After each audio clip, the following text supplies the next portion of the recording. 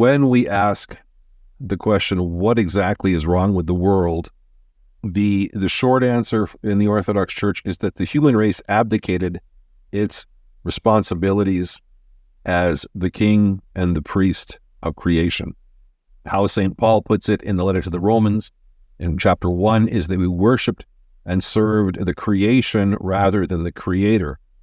That the proper order of things was that we would lift up the created world to God in praise and gratitude and ask for his blessing upon it. And when God confers his blessing on the world and we receive it back from him, it becomes something then not just of earthly importance or value, but it becomes a means then that we can also commune with him.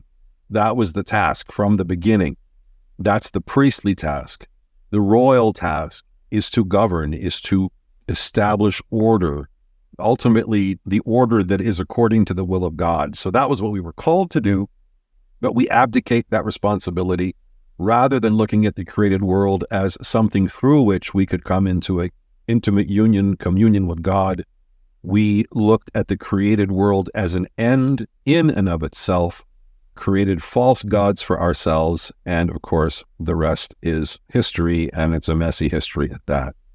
And so part of what God does in his mercy, offering us a way of making things right, or a way through which we can make things right, is he restores us as a kingdom of priests.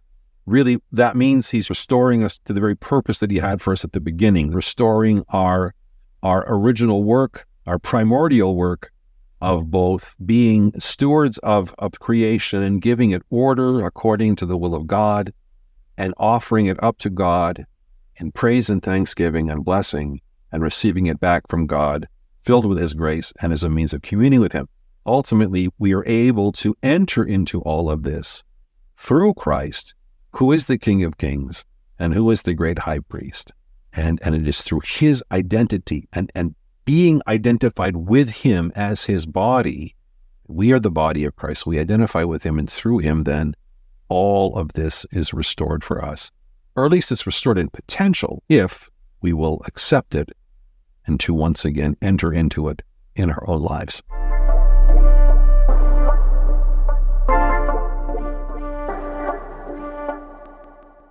Thanks for listening to this episode of my podcast. If you'd like to learn more about Eastern Orthodox Christianity, but aren't near an Orthodox church, you might be interested in the Fellowship of St. Theophan the Recluse, an online community for seekers and inquirers, all in that same situation. We have members in the U.S., Latin America, the British Isles, Africa, and Australia. For more information, message me or send me an email. Until next time, take care, and God bless.